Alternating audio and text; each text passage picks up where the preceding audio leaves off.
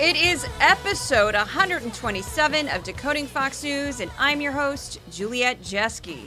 Each week I watch and analyze a whole heck of a lot of Fox News and break it down.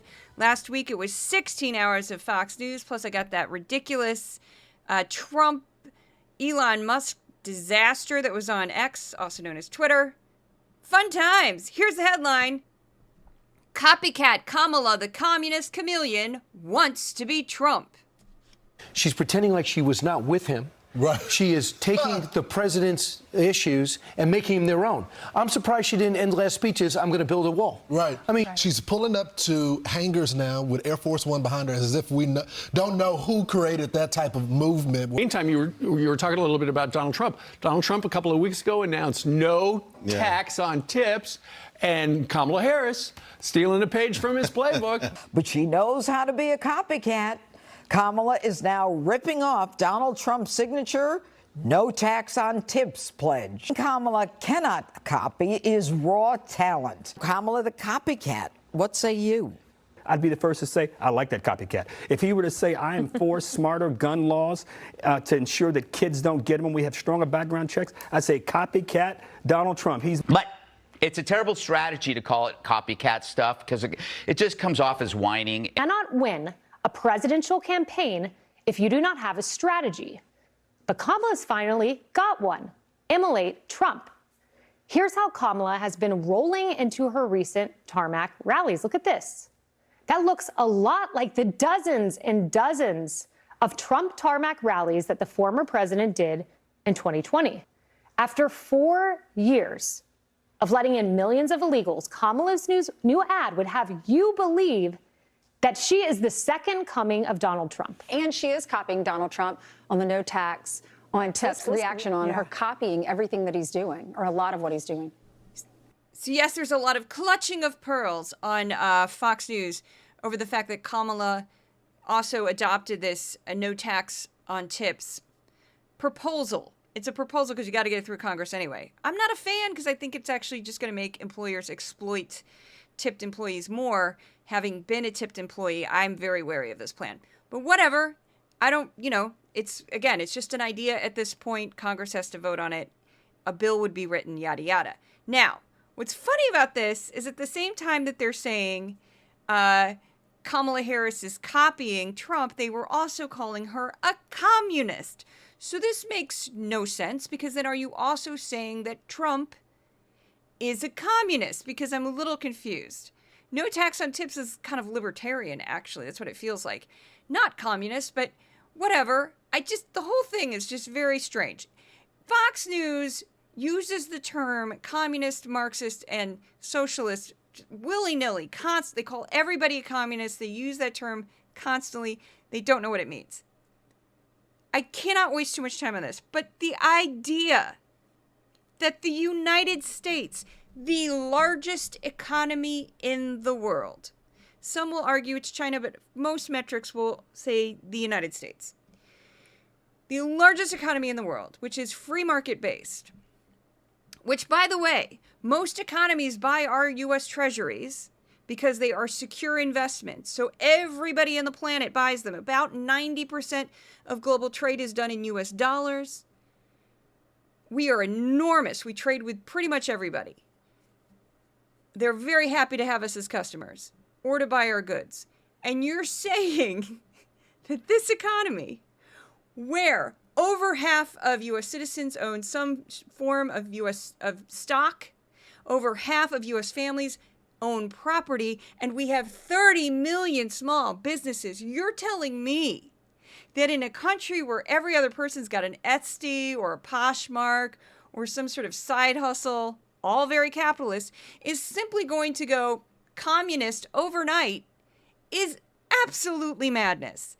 And there's tons of things in our established laws all over the country that are all about free market, free market, free market. I'm not saying the free market is glorious without faults, perfection, or not exploitative as well.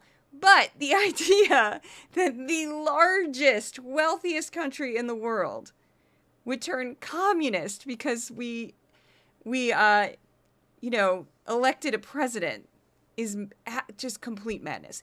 It's not madness to think we'd have a dictator, because you can have a dictator in capitalism, no problem. That exists all over the world.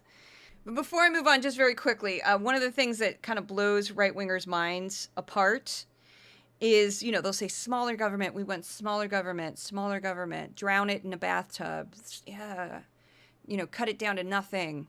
Okay, here's something that is 100% true. The largest employer in the world, not just the United States, but in the world, is the U.S. Department of Defense. We have over 1 million active duty service personnel. We have civilian personnel, and then we have about 800,000 reservist troops, and that makes about just shy of 3 million employees, all getting a government check. And this, which is just how it's set up, which, of course, we don't want to privatize our military. That would be madness. Now, out of that nearly 3 million employees, when you read like Project 2025, which I've gone into a little bit, they want a massive expansion on our military. Massive.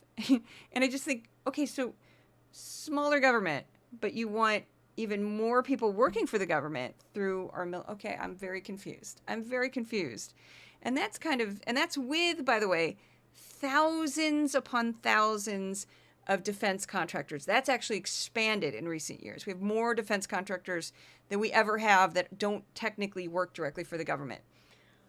So yeah, they don't make sense. They never make sense. So here we go. Last week on Fox, the network desperately claimed that Kamala Harris wanted to beat Trump so badly she was copying all of his policies while also starting a communist revolution. Fox hosts kept bringing up President Biden as if saying his name enough would make him the Democratic nominee again. Fox News anchors attempted to dredge up controversy with a 29-year-old DUI arrest and a prize-winning casserole recipe of Tim Waltz. Fox also featured more than one political operative who was associated with Project 2025 while they spread disinformation about the state of the U.S. economy. Anyone watching Fox exclusively last week might not realize that the Ukrainian military continues to control more territory in Russia, or that the U.S. economy showed continued signs of growth. Shows I watched last week: Fox and Friends, The Five, Jesse Waters Primetime, Your World with Neil Cavuto, who I adore, by the way. He's like the only journalist on the network. That was to get part of Trump's press conference. And then I also watched, even though this is not Fox or it's not counted in the hours, but the Trump and Elon Musk discussion on X, also known as Twitter. So this one is, first one, right off the bat, very ridiculous. Will Cain thinks Trump invented the child tax credit. Was taking the rest of her campaign proposals from Team Trump. First, it was no taxes on tips. And now a cornerstone of her newly revealed economic plan is a child tax credit that she sounds very proud of. We will do this by restoring 2 tax cuts designed to help middle class and working Americans: the Earned Income Tax Credit and the Child Tax Credit. Where have I heard that one before? President Trump and I believe in expanded child tax credit, but we also importantly want to actually get this thing done. I'd love to see a child tax credit that's $5,000 per child. Now look, Primetime is intrigued by the tax credit idea. So yeah, Will Cain just referred to Primetime, the show that he was sub-hosting, as if it was like a person. Always strange. Jesse Waters does the same thing. Here is why Will Cain should have known that the child tax credit is not new. Here we go. As everyone knows, we firmly believe the need to make our tax system work for the middle class. That's why I think we should ask corporations in the top 1% to start paying their fair share, and why we should crack down on millionaires and billionaires who escape taxes by cheating. But I also think we need to give ordinary families a break. A tax break to help them with the cost of raising their kids. Most people don't know it, but for families with children, we put that tax cut into the American Rescue Plan, which was signed not long ago. And I signed the tax cut into law in March. 90% of the families, all middle class and working class families, will get this tax cut. It's a one-year cut that reduces your taxes by $3,000 a year for each child you have under the age of 18. 2 kids, it's a $6,000 tax cut. And if those kids are under the age of 6, they'll actually get $3,600 per child. So again, that clip that I just played was from 3 years ago. According to the National Conference of State Legislatures, the first child tax credit was passed in 1997. The federal government and 15 states offer child tax credits to lower and middle income American families. President Joe Biden also included an expanded child tax credit, CTC, with American Rescue Plan as part of his pandemic-related relief programs in 2021, which is part of what I just played you. For that 1 year, the child tax credit was increased from $2,000 per child to $3,600 per children below the age of 6 and to $3,000 for children under age 18. And according to the Brookings Institution, under the 2021 law, the credit was fully refundable, meaning families who owned little or no federal tax got a check for the full amount. Beginning in July 2021, payments were made monthly, up to $300 for children under the age of 6 and up to $250 for children between 6 and 17. Beginning in July 2021 to 39 million households. This covered 88% of children in the United States, according to the U.S. Treasury. Biden's 2021 child tax credit reduced child poverty by nearly 50%. Republican lawmakers killed an extension of the child tax credit in 2022. On August 1st, Senator J.D. Vance, the man you just heard there, skipped the vote in the Senate for another expansion of the child tax credit. Senate Republicans who did vote managed to block the bipartisan bill. So yes, Donald J. Trump did not invent the child tax credit. No one is stealing it from him. It's been around for decades. It's much like he tries to claim he invented the word caravan and a bunch of other nonsense. And migrant crime. Migrant crime. Oh my goodness. Oh my goodness. That man is just exhausting. So moving on. And yeah, J.D. Vance, you're a total phony. You wouldn't vote for a child tax credit, but you claim you just shut up. Just shut up, you little eyeliner freak. Ugh. Yeah, I said freak. Eyeliner freak. Weird. He's weird. Anyway, you can wear eyeliner if you want. But it's hard to be like, I wear eyeliner and I'm all like, I think other people are bad. Like, come on. Just let your freak flag fly, buddy. Let it fly. I'm actually a little scared of what that would look like. J.D. Vance unleashed. You know? I mean, like, who knows what kind of weird stuff he's into if he really let it out. Anyway, moving on. Greg Gutfeld exaggerated Tim Waltz's DUI arrest from 29 years ago. Here we go. The more you know about him, you realize they did not vet this guy. Yep. I mean, his campaign cover-up of his horrible DUI is, what did I say? DEI. Little obsessed. Same thing. Same. If that's not disqualifying, I don't know what is. He actually exploited his military background to cover up his crime. He said it was related to his service and that he actually wasn't drunk. He just misheard the instructions in the drunk test. He blew a super high level. It was like, 0.2, driving 100 miles an hour. And then when he's running for office, he said that he wasn't drunk. I mean, this guy has creep written all over it. So that's Greg Gutfeld claiming the Tim Waltz blood alcohol level was 0.2, so that like 0.2 when he was arrested. This is later the same day, same network, Will Cain fact-checking Greg Gutfeld. Waltz failed the field sobriety test first, then the breathalyzer. He blew a .128. So yes, Will Cain is correct on Tim Waltz's blood alcohol level in 1996. Now, I break this down a little bit. There's a hyperlink in the newsletter if you want to check it out, which the newsletter is the written version of the podcast at my Substack. And on Associated Press, they broke this down in great detail. So he was arrested in 1996 of this DUI. It resurfaced in 2006 when he ran for Congress. The story didn't cause many problems for Waltz, and he went on to beat the incumbent, Representative Gil Gutenchek. In 2018, when Waltz ran for governor of Minnesota, it was brought up in a broader profile by the Star Tribune of Minneapolis. Waltz told the paper that it was a gut check moment and an impetus to change his ways. His DUI arrest was brought up again when he was picked by Vice President Harris to be her running mate in the 2024 election.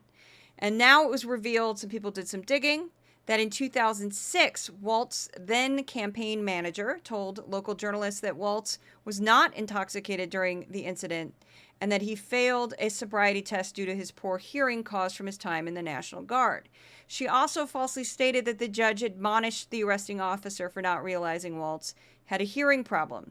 There's no evidence that Waltz made these false statements. There's also no mention of hearing issues in the court documents associated with the case.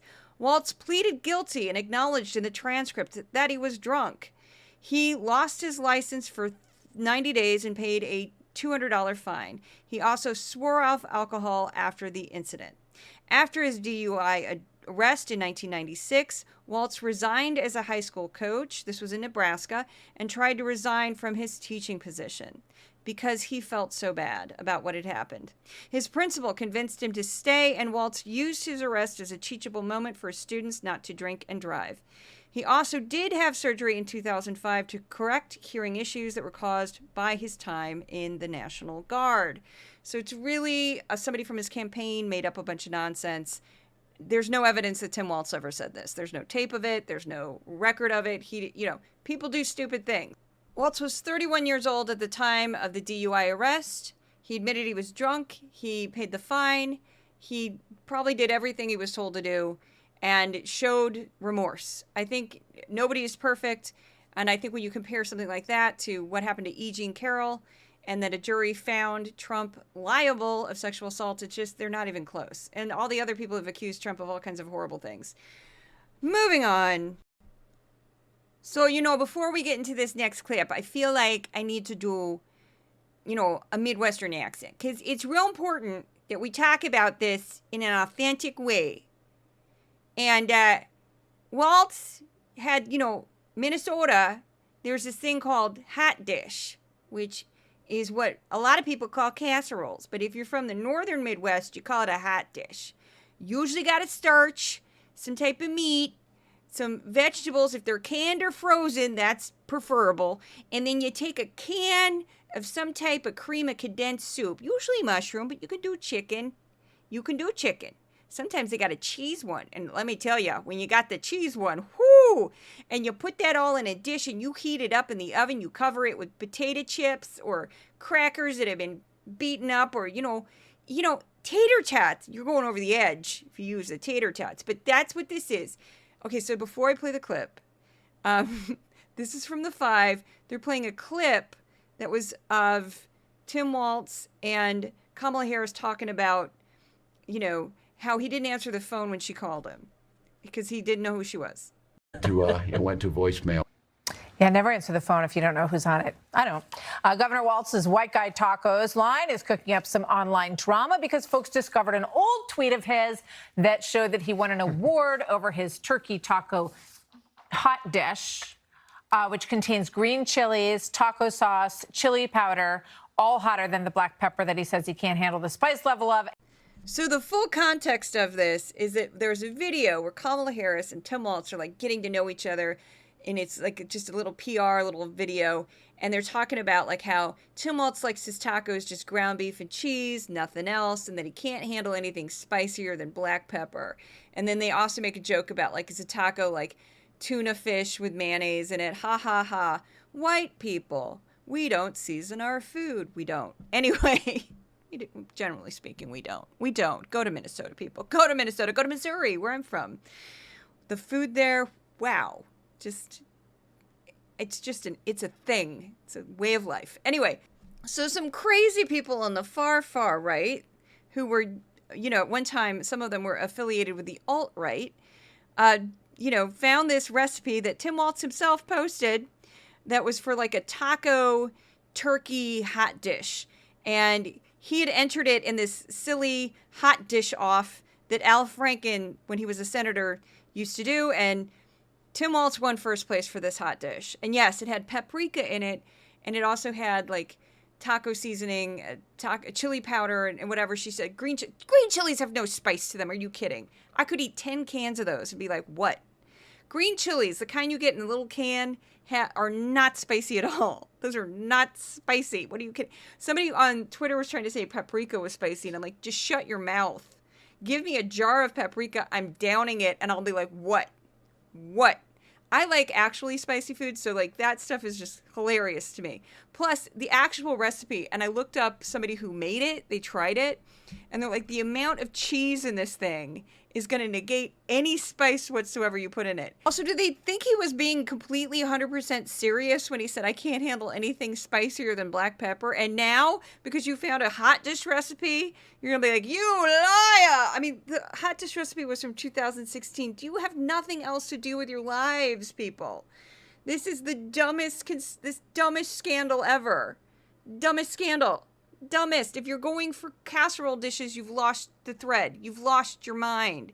And I'm going to say this, by the way. Tim Waltz is what we call in the Midwest a gosh darn it, which is a guy who's just like, oh, gosh darn it, I don't know. I was out in the backyard and cutting down some weeds, and I thought, we need some tater tots. Who wants some tater tots right now? That's who he is. That's who Tim Waltz is. He's a gosh darn it. Anyway, oh my goodness. Now, before I get to the next clip, because we're about halfway through, so I should give a shout out to my sponsor. And my sponsor would be the listeners to this podcast and the readers of my newsletter. Thank you so much for supporting Decoding Fox News. Without you, I would not exist. You can become a paid subscriber to Decoding Fox News for only $5 a month or $55 for the year. I also have a founding member amount that a few people have done, which is amazing. Thank you so much. Or you can become a Patreon subscriber, which is at various amounts. And all of my paid subscribers and paid supporters get exclusive content. This week, I'm a little in the weeds because of the DNC, but more from Project 2025 should be coming soon.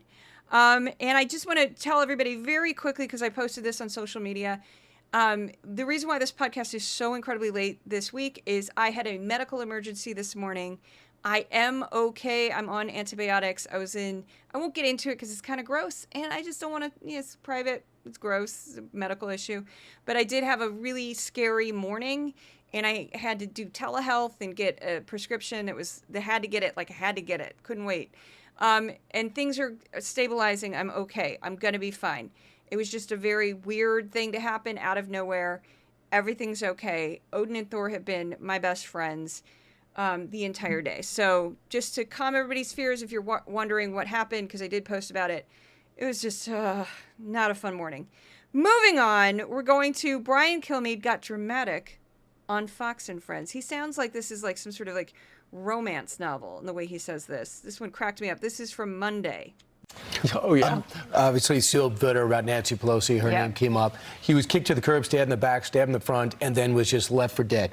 Yes, they're reviving Joe Biden. They're so angry that Joe Biden is not the nominee against Trump that they're like, let's just talk about him, talk about him, talk about him. I'm going to do a dramatic interpretation of that clip because it made me laugh. It's very subtle. It was very quick, but I just thought it was so ridiculously over the top. So it's sort of like, he is obviously still bitter about Nancy Pelosi. Her name came up. He was kicked to the curb, stabbed in the back, stabbed in the front, and then just left for dead. Left for dead. Joe Biden is very much alive. He's fine. They just showed him on the beach. He's an old man, and he's going to be okay. Whew. Now we have Tammy Bruce, who's another one who's very histrionic, which is one of my favorite words. Thursday, she was on Jesse Watters' Primetime, which the universe spared me, was all substitute hosts, and I didn't have to deal with the smugness of Jesse Watters for a week. But anyway, Tammy Bruce is a radio host, former liberal, and she tends to say outrageous things. Here you go. I think Joe Biden should strike out and pardon Donald Trump and his son. He should do everything he possibly can to throw them under their own bus, because this is typical for the Democrats. It's one thing for them to destroy themselves, but they're destroying this country. So yes, Tammy Bruce, very creative, active imagination there, thinking that Joe Biden would avenge those who have wronged him. Although that would have been funny, wouldn't it have? Joe Biden, of all people, Joe Biden, Mr. Malarkey, gets up there and is like, "This is my time." Like the real Dark Brandon comes out and his eyes start glowing and he's just like, "Nancy Pelosi!" And he just starts like pointing to people in the room and he's like, "How dare you? I am the president of the United States and you cannot make me leave." That'd be kind of like Trump, but not. Then he'd eat like a bad steak that was overcooked and with ketchup and throw it against the wall. And then a plate would, okay, I'm all over the place. But like, yeah, no, that we all saw what Joe Biden did on Monday, and he did not do that. He did not turn into Dark Brandon, although it kind of would have been funny. Probably bad for the country, but it would have been amusing had he turned into the real Dark Brandon and like avenged the room. I'm not, anyway, little loopy there with Tammy Bruce. Moving on, Stephen Moore, who is not just former Trump advisor, but he is one of the authors, and there's not that many of them. There's only 36, I believe. One of the authors of Project 2025. He is one of 3 people, I believe, who wrote Chapter 22. And here he is, again, on Jesse Waters Primetime. This was hosted by Rachel Campos Duffy, just making stuff up, because there's no nice way of putting this. He's just making stuff up about Black and Latino Americans. I'm going to start with you, Stephen Moore, because the last time I had you on Fox and Friends, you gave me an A in economics. So we'll start with that. What are your thoughts? Well-deserved. It was a well-deserved grade.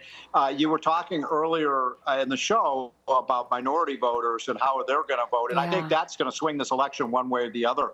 And, if you look at what happened under Trump, one of the things that people like Monica and I know President Trump are most proud of is that we saw the lowest rate of poverty ever in history for Hispanics and blacks. We saw the lowest unemployment rate ever in history for Hispanics and blacks. We saw the biggest income gains for Hispanics and blacks under Donald Trump's presidency. All of those trends have reversed course. So Stephen Moore is kind of known for this. This is kind of what he does. He has some unorthodox views of economics. I'm not the only person who thinks this. And yes, he was very tight with Donald J. Trump.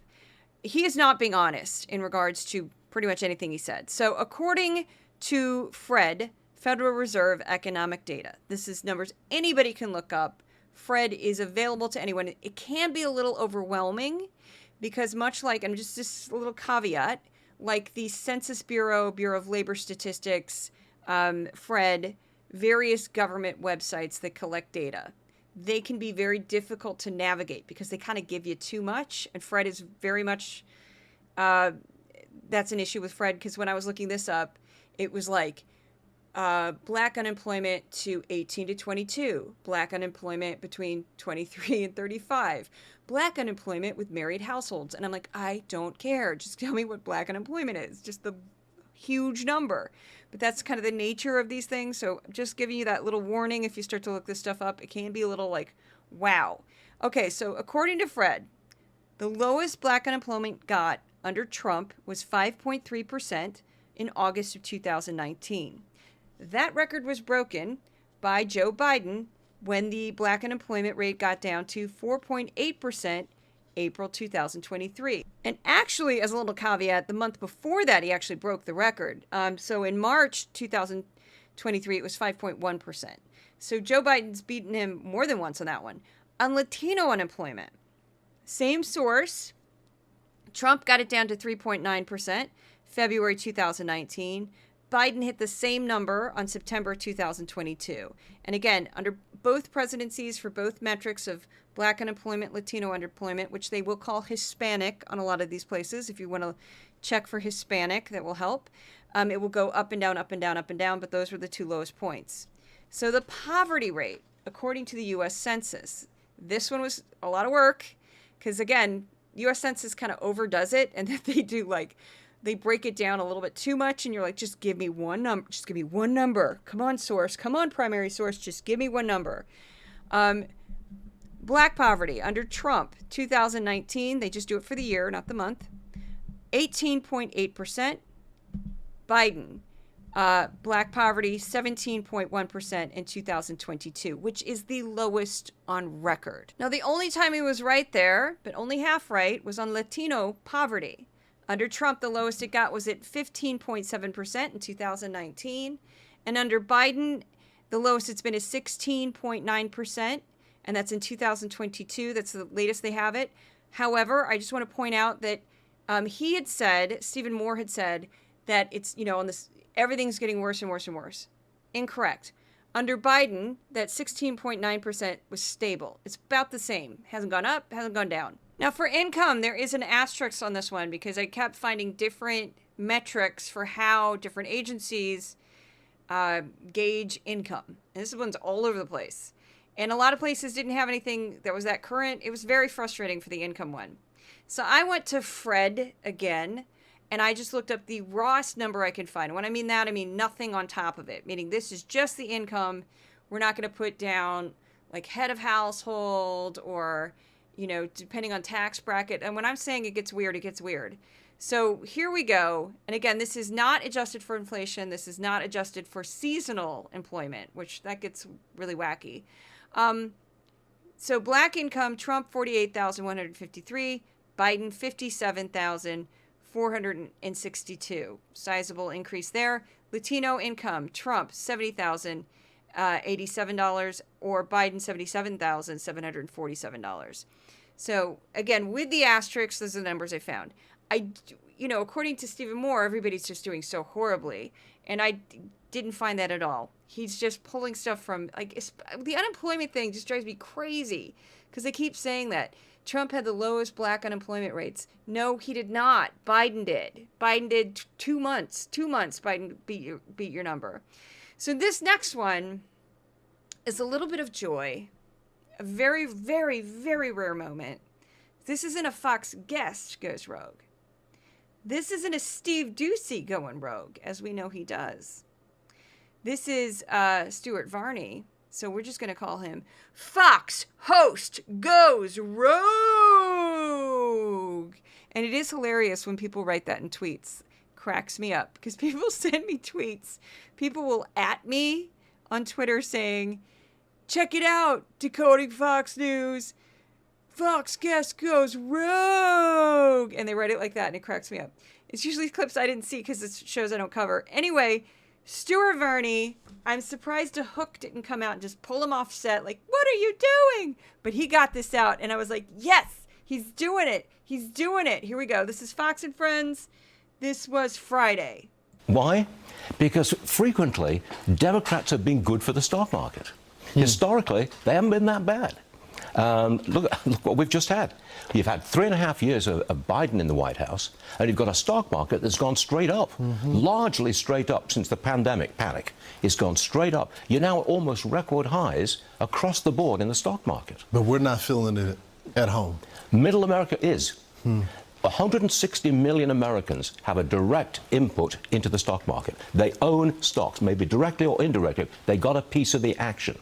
They are wealthier today because of the stock market, if they're in the market, than they were 4 or 5 years ago. Stuart Varney. I don't know what got in Stuart Varney for him to go on that little rant about how Democratic presidents are better for the stock market than Republicans, but he's right, and that just happened. And I was like, is he just assuming Kamala's going to win? He's like, here, this is what we're going to do. This is where to put your money, people. And he's one of the better ones. Like Larry Kudlow says absolutely crazy things, and Charles Payne just makes stuff up. Charles Payne is those are two of the other business people. Charles Payne's my favorite. Charles Payne comment is when he said that people were getting checks from the Biden student loan forgiveness plan, which that was never part of the plan. And then he said that the checks, and this is, again, the plan hadn't happened yet. He said people were getting checks, and those checks were causing inflation. And I'm like, you are completely making stuff up. Plan never happened. This was months before it got killed, and you're telling people that they're getting checks and that it's causing inflation? What are you doing? Making stuff up. Anyway, next up we have stories Fox News ignored. Every week I compare the hours I've watched on Fox to 5 hours of the PBS NewsHour. The following stories were covered on PBS, but not on Fox. Here we go. It's not as bad this time of year because everything's election. Climate disasters. A wildfire in Greece killed one woman and destroyed thousands of hectares of land in the Attica region. The fires came dangerously close to the capital of Athens. Most experts believe wildfires in Greece have become more frequent and intense due to human-caused climate change. Updates to the war in Ukraine. The Ukrainian military now controls over 440 square miles of Russia. Ukraine has said it doesn't intend to seize the land permanently from Russia. Ukrainian authorities have urged civilians to evacuate the east region of Provosk as Russian forces advance on the area. The Biden administration announced a new set of regulatory reforms to target corporate practices that are meant to waste consumers' time and burden them with red tape. Experts say that the planet Mars might contain vast supplies of water deep below its surface. NASA's InSight Mars lander has found evidence of enough water to cover the surface of the planet. The elusive street artist known as Banksy has created stencils and installations depicting animals at different spots around London this summer. Voters in Missouri and Arizona will have a chance to vote on enshrining abortion rights in their states in November. Missouri has some of the most restrictive abortion laws in the country. A grand jury in Ohio indicted Connor Grubb, a police officer, for the murder of Takaya Young, a 21-year-old pregnant black mother who was killed by police in a grocery store parking lot last August. Grubb and another police officer approached Young's car, where she was ordered out of her vehicle. Young's car rolled towards Grubb, who fired a single shot through her windshield, killing her. Young was 25 weeks pregnant at the time of her death. Her unborn child was also killed. Gideon Cody, a former Kansas police chief who led a raid on a local newspaper, has been charged with felony obstruction of justice. The single charge against Cody alleges that he knowingly or intentionally influenced a witness to withhold information on the day of the raid of the Marion County Record and the home of its publisher.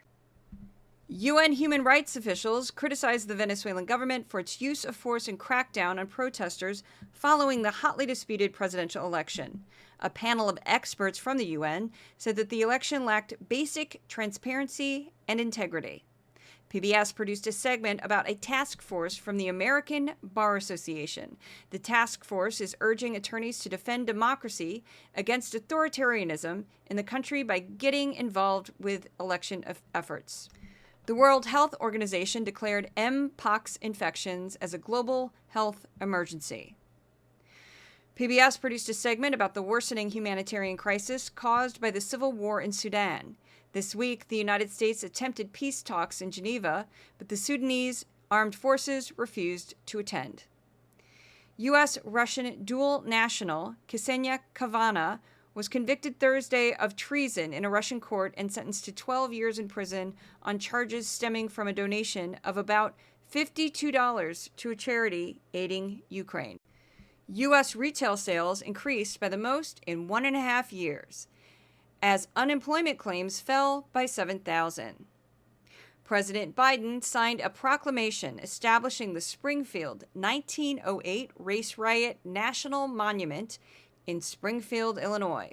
The new national monument will tell the story of a horrific attack by a white mob on a black community that was representative of the racism, intimidation, and violence that black Americans experienced across the country. Susan Lawrence, a white woman who shot and killed her black neighbor through a door after she complained about her neighbor's children playing outside, was convicted of manslaughter by a Florida jury. The governor of New Jersey picked George Helmney, his former chief of staff, as a temporary replacement for the Senate seat vacated by Bob Menendez, who resigned after he was found guilty of taking bribes of gold and cash from 3 New Jersey businessmen and acting as an agent for the Egyptian government. Hundreds of doctors in India staged a strike after a trainee doctor was raped and killed in a hospital. An autopsy of the 31-year-old victim showed that she was strangled and possibly tortured before her death. Former NPR chief executive John Lansing died last week at his lakeside home in Wisconsin, just 6 months after relinquishing his role at the network and just 2 weeks after turning 67 years old. His cause of death was not immediately disclosed. Moving on to By the Numbers.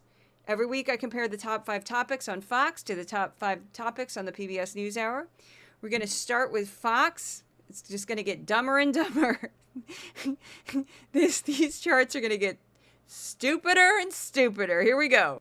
Number 1 for Fox, 32% Kamala bashing, 30% Trump 2024. And that's when they're just like, Trump, Trump, Trump. That also includes the press conference. They also showed part of a rally. He starts talking, they got to put a camera on him and just make it programming.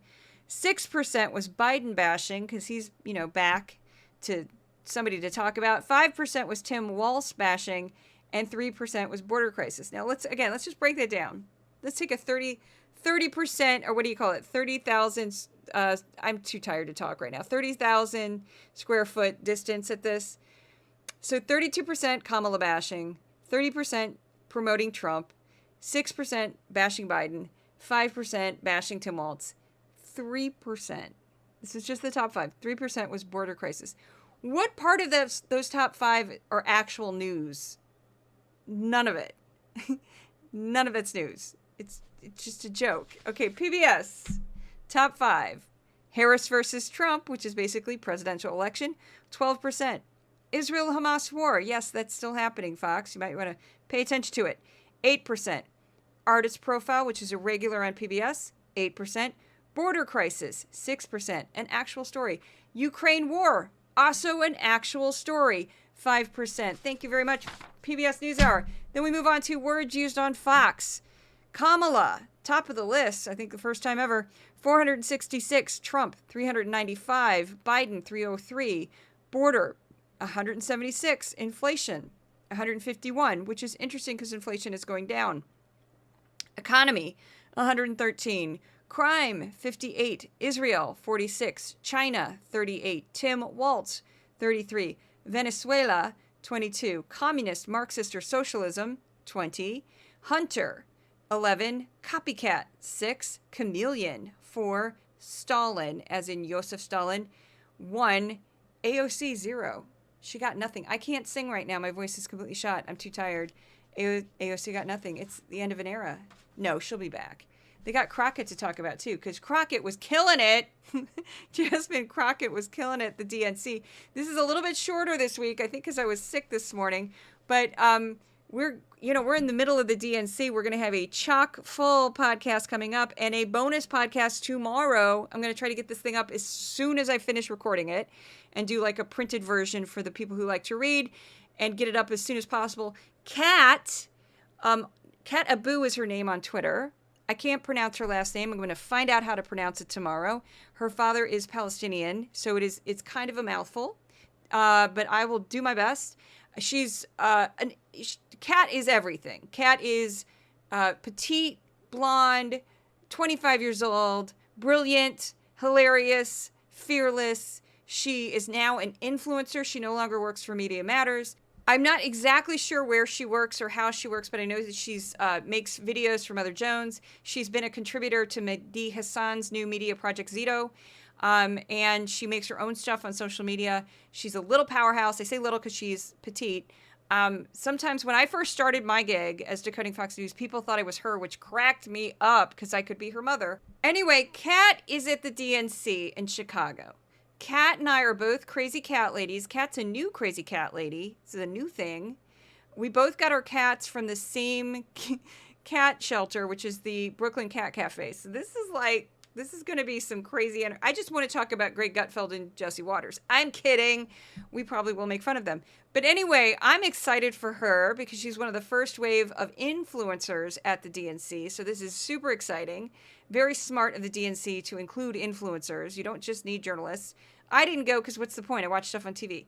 And I would just be sitting in a hotel room like overwhelmed because this is a lot. DNC is a lot to go through. So that's it for the podcast. Tomorrow, bonus podcast. Get ready for it. I will hopefully get a bonus section for the paid subscribers, like an extra 10 minutes or something of goofing around with Kat, hopefully, if she has time.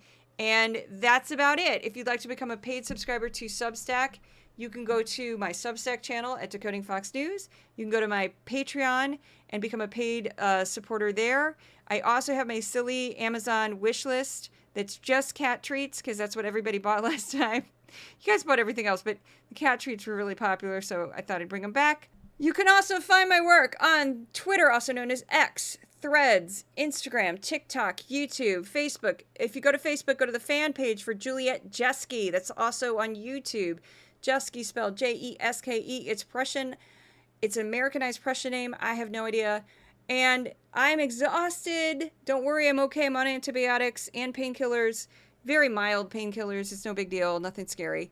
I won't take anything scary. I've refused drugs before. I've told doctors, no, I'm not taking that because I don't want that. Get away from me. I'm not kidding. You can do it. I do it all the time. I avoid going to doctors in general. I'm that person. I'm good. Just put a Band-Aid on it. We're good. We're good. So that's what made this morning especially dramatic because I'm I gotta deal with this. Anyway, you can find a version of this podcast on the Resolute Square YouTube channel. They help me promote. They're nice people over there. And that's about it. I will see you at the next podcast. Odin and Thor, my podcast mascots, send their love. Merch should be coming soon. I'm not sure when. Thank you so much. I'll see you at the next podcast.